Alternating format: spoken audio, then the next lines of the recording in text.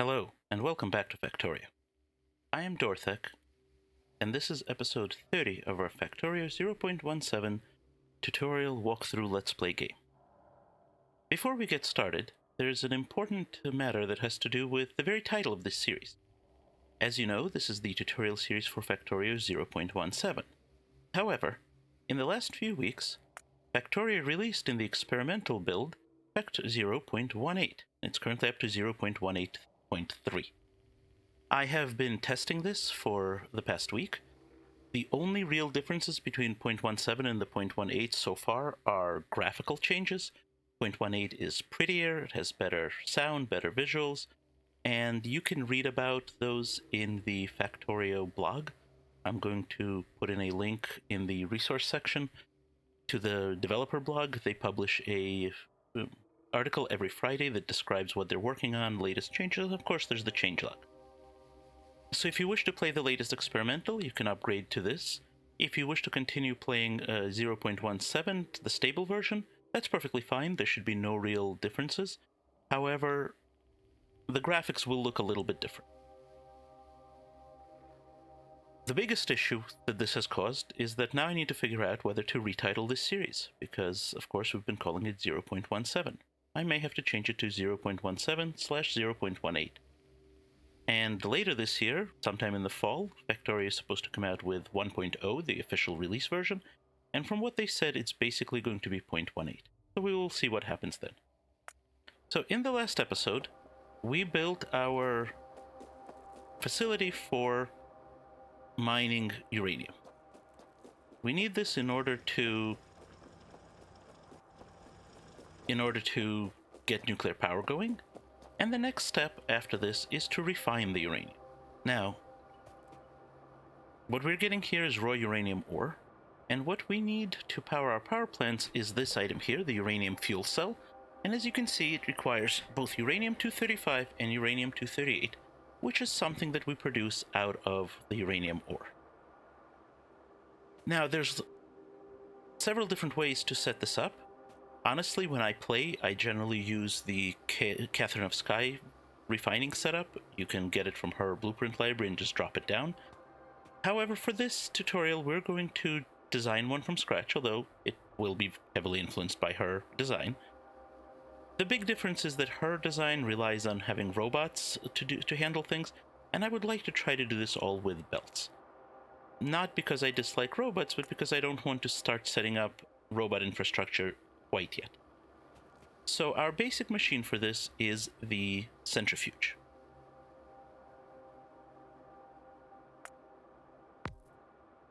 Okay, we can set the centrifuge for uranium processing, and as you can see, what this recipe does is it takes 10 uranium ore, takes 12 seconds to craft. It's not very speedy, and the product of it is almost always uranium-238, and only 0.7% of the time is it uranium-235.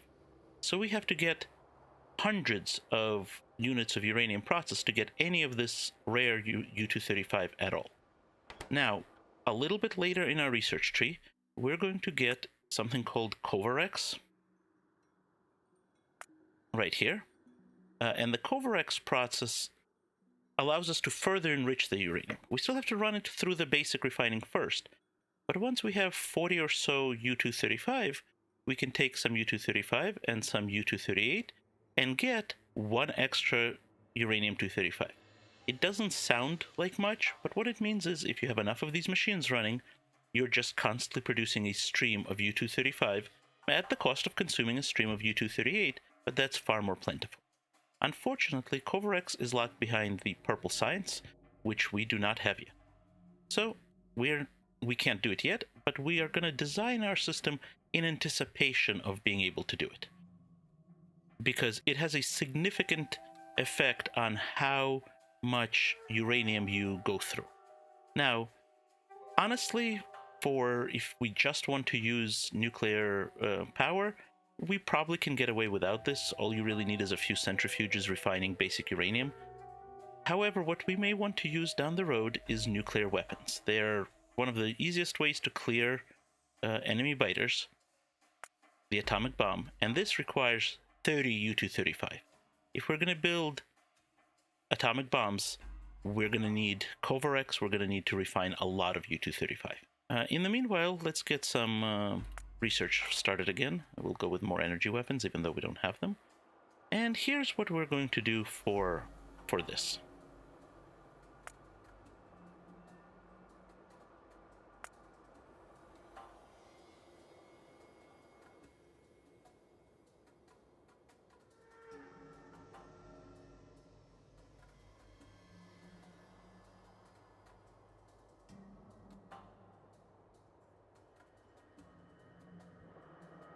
And here's what we're going to do for this.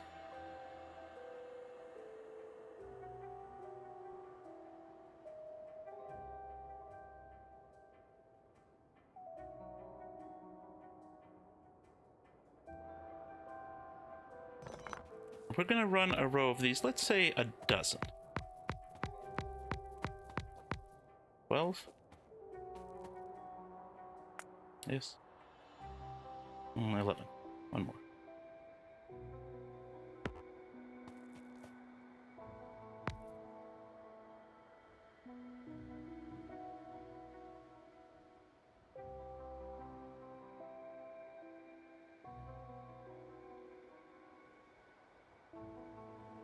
And we're going to have an input belt.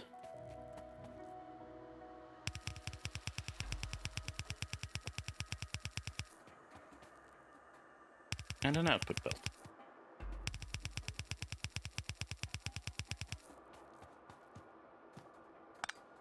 And then we're going to leave 3 spaces and put in another row.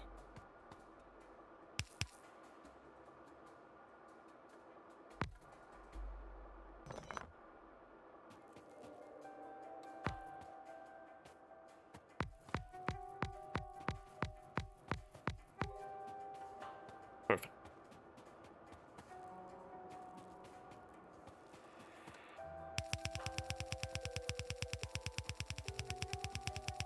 Now you may ask, why in the world did we not simply put the machines right here and do our usual setup? And the reason for it is future-proofing. This is refining is a slow process. It takes 12 seconds to run, and we want to make it as fast as we possibly can, which means down the road, when we have more science and more power and more materials available, we're going to use beacons. Beacons are not something we've addressed yet. We will definitely address them later on, but they allow us to speed up machines and make machines more efficient and more productive. And we're going to need this space right here, these 3 spots, for the beacons. So instead of our normal setup here, we're going to do this wacky thing.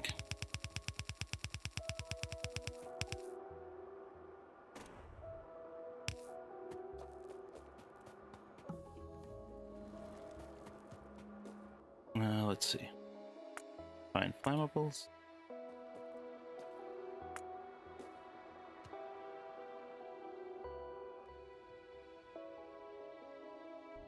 Now we need to power this.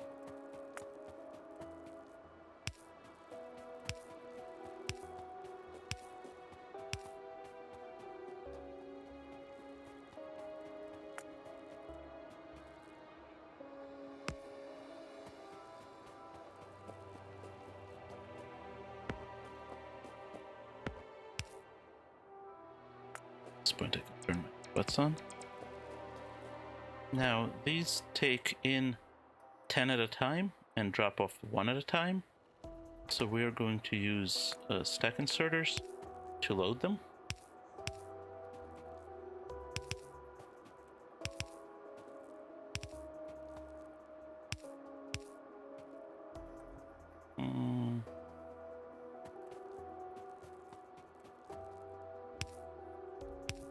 Sure. But we can use regular blue inserters to unload them, because they're only outputting 1 refined uranium for 10 units of ore.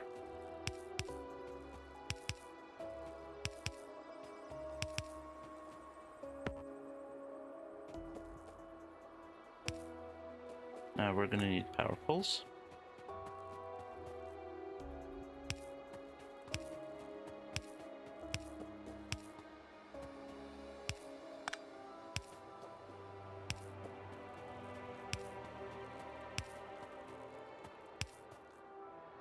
And let's bring power in.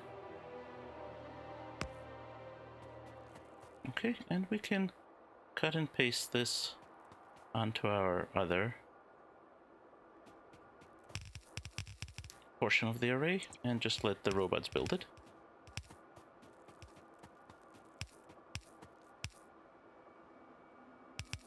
There we go. And we're going to feed in one lane here.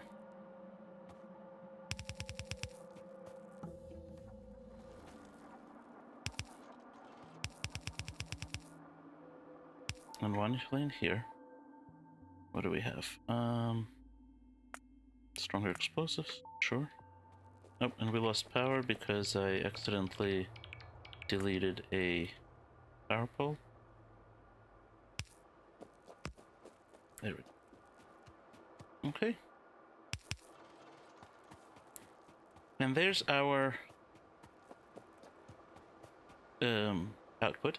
Now, since we're only putting onto one side of the belt, we can just do this. That'll put them on both. And then we need to do something with it. And what we're going to do with it for the moment is just store it. You can see it's coming in, and I don't see any U-235 yet. But both types will get dumped onto the same belt. So first things first, we want to balance this belt. Let's give ourselves some more space. We're not pressed for space at all.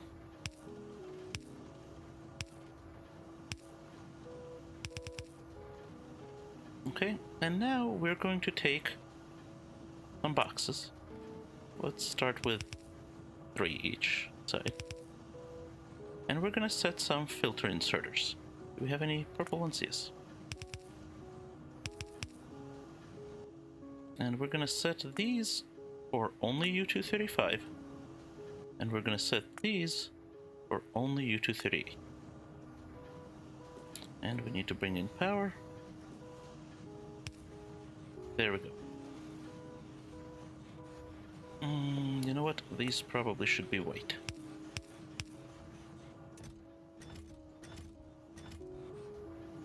And let's get some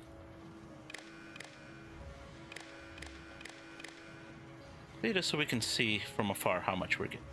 Not a huge amount, and still no U-235 at all.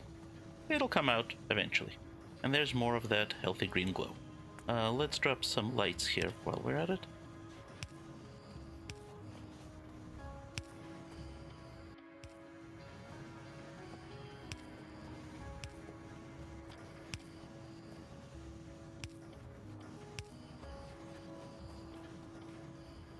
I was really hoping to spot one that's... Oh, there's one. There's our very first U-235. Okay. And we're going to run this for a little while until we have more than 40 U-235. And the reason we want more than 40 is that we want to be sure that we always have enough to get Covarex process started. Let's see. Energy weapon damage some more. And we're going to let that run and go start work on the next thing. So let's hop on board our train and head back to the mall so that we can get the next ingredients. Okay. What we want to grab here is the rest of what we need for nuclear power. We're going to need to build more copper and more, well, of everything really, very soon.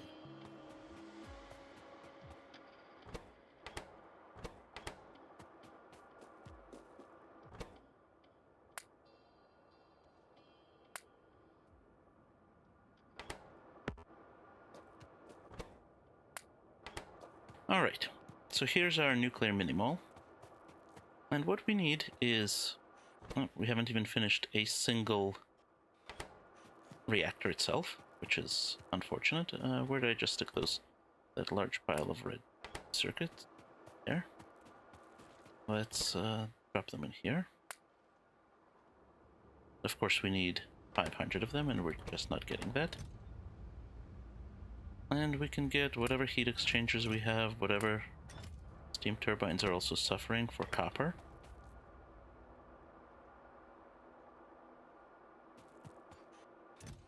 Ditto heat pipes. I was hoping to get at least one reactor. Let's go grab some red circuits, say from right here.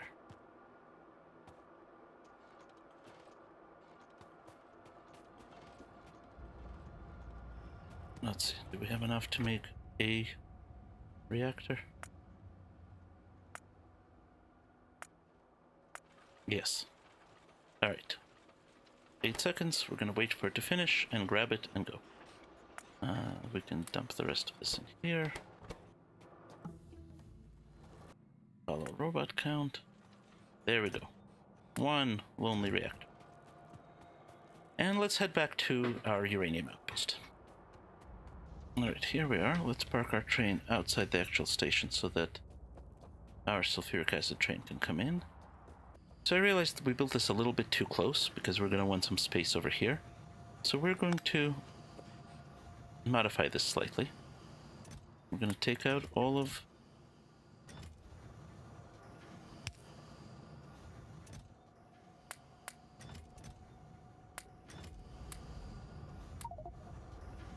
this over here.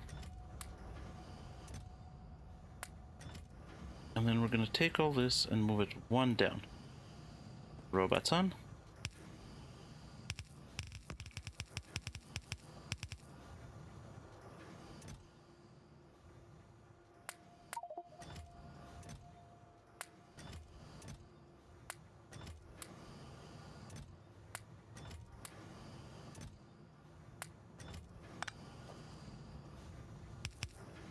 Okay. And that's just going to give us a little bit more space here. And you can see we're up to a whopping 6 uranium produced. Alright, so over here we're going to develop our uranium. Somewhere over here we're going to put our nuclear plant. Now the reason we're going to put it over here is because we're going to need water. Let's talk through how the power plant works. This is the nuclear reactor itself. It requires a fuel cell, and what it produces is heat. You can see when we mouse over it, there's little red flames. Those are places where we can hook up heat pipes. So heat pipes get hooked up, and they run kind of like anything else. And they go up in temperature. The reactor itself goes up to 1,000 degrees Celsius, and the heat pipes will go up. Heat travels down them. If you make them too long, you will eventually get losses, but it's not a huge deal. Now, what do we do with this heat pipe? Well, what we do is we use heat exchangers.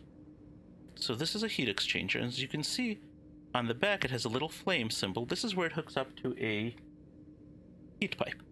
Now this looks an awful lot like our old friend,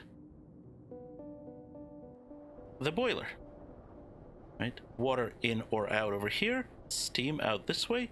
The only difference is instead of coal or other fuel, we have a hookup for the steam pipe. This steam output we then connect to a steam turbine, which is the nuclear power plant's equivalent to the steam engine itself. Now this will consume the steam and it will produce electricity. The big difference is that this produces a lot more. This can produce 5.8 megawatts, whereas a steam engine can only produce 900 kilowatts, 0.9 megawatts. So the next question is, how many of these can we power from a single reactor? And this is where things get very complicated. Because if you look at the bottom there, it says output 40 megawatts plus 0% neighbor bonus. Well, that's pretty straightforward. This reactor can put out 40 megawatts. This can take 5.8 megawatts, So we can do 40 divided by 5.8, which is 6.8, call it 7 of these guys. Now there's also a ratio between how many of these we can get and how many of these we can get, but that's the next step. By the way, you will notice if you look at the boiler, it says under consumes heat, it says min temperature 500C.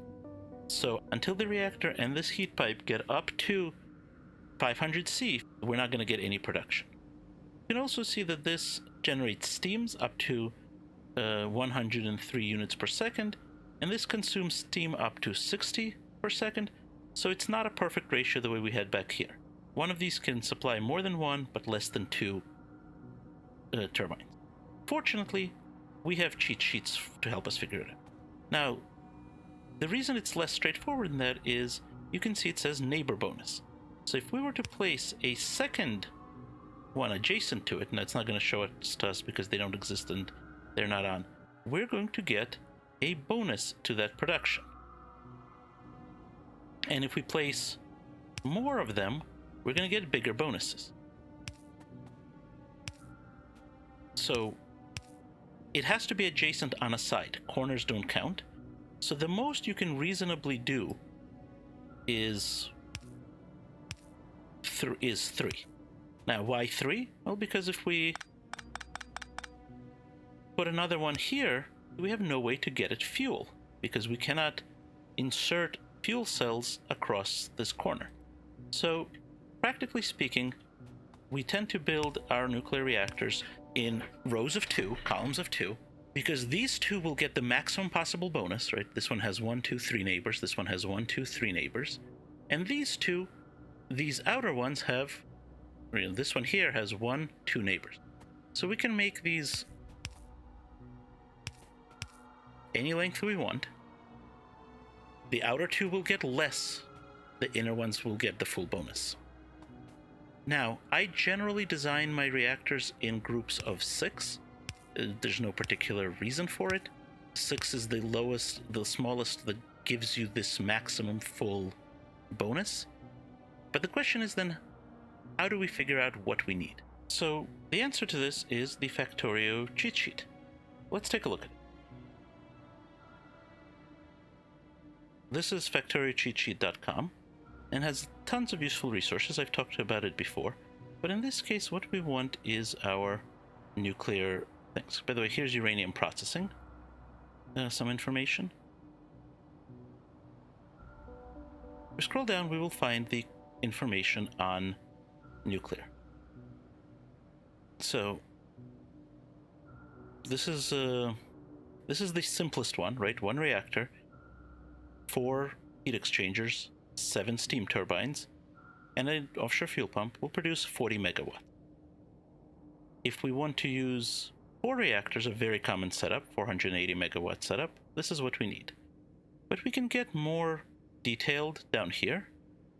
So this tells us the details of it. Reactors experience a 100% increase in output when placed directly next to another reactor. So if we're in this, 2 rows setup that we discussed before, the middle one produces 4 times the power of a standalone reactor. Once for itself and once for the neighbor bonus for each of its 3 neighbors, and the 2 outer ones produce 3 each. Now, this would be even better. You could get 5 bonuses, but in vanilla there's no way to feed this. With some mods, maybe you can. So the most efficient setup is a series of repeating 2x1 reactors. So if we look at this table here, we can pick a reactor design, and we're going to go with this 2x3, although we're not going to build all of it out. And this tells us that we need 80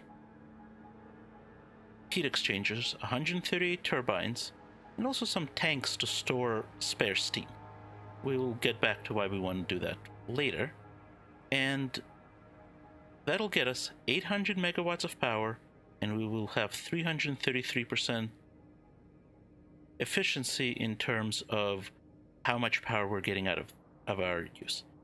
So that's what we're going to plan for, but we're not going to build that right away because we simply don't have the materials or the need. So, now you know everything you need to know to design your nuclear power station. So why don't you go ahead and try one of those yourselves? As always, if you've enjoyed this episode, consider giving it a thumbs up. That would help us a lot with visibility of the channel, other folks can find it. And as always, don't forget to save.